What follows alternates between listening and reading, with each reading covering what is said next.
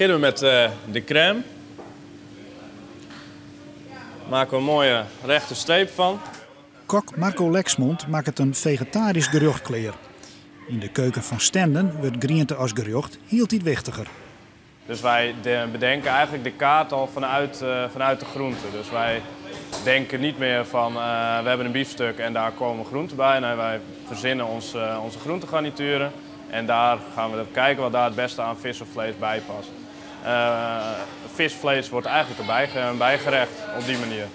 Wietlof uit de frituur wordt je kleer maken.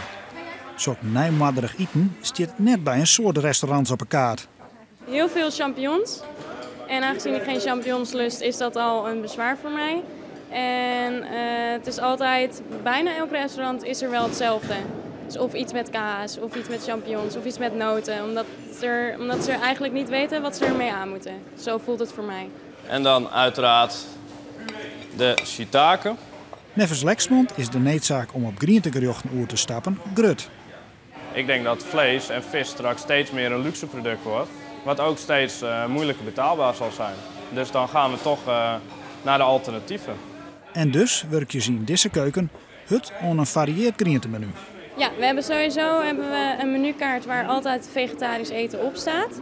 En we kunnen elk gerecht aanpassen op ieder persoon. Dus als er verzoeken zijn zonder vlees, dat kunnen we altijd voor elkaar krijgen hier zo.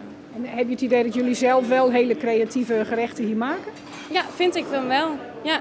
We proberen overal wel wat creatiefs in te stoppen in elk gerecht. En dat zie je ook wel terug, vind ik. En dan hebben we daar een heel leuk, mooi, origineel vegetarisch gerecht.